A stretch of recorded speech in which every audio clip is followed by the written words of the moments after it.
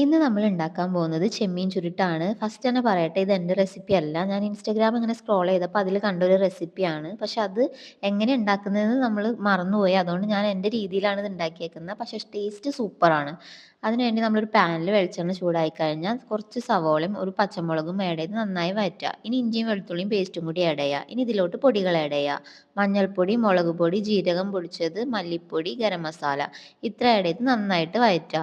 ഇനി അത് ബ്രൗൺ നിറമായി കഴിഞ്ഞാൽ അതിലോട്ട് നമ്മൾ കഴുകി വൃത്തിയാക്കി വെച്ചേക്കുന്ന ചെമ്മീനും കൂടി ആഡ് ചെയ്തിട്ട് നന്നായിട്ട് വഴറ്റുക. ഉപ്പ് ആഡ് ചെയ്യാൻ മറക്കരുത്. ഇനി നമ്മളിത് മൂടി വെച്ചിട്ട് വേവിക്കുക.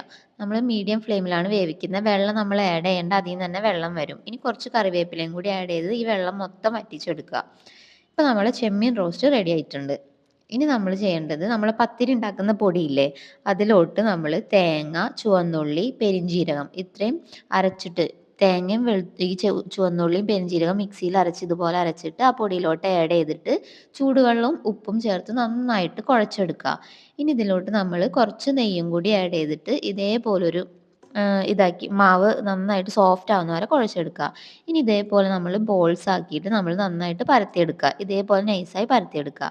ഇനി നമ്മൾ വാഴ ഇലയിൽ വെളിച്ചെണ്ണ പരട്ടിയിട്ട് ഈ നമ്മൾ പരത്തിയ പത്തിരിയും വെച്ച് അതിൻ്റെ ഉള്ളിൽ ഈ ചെമ്മീൻ്റെ സ്റ്റഫും വെച്ചിട്ട് നന്നായിട്ട് ഇതുപോലെ ചുരുട്ടിയെടുക്കുക.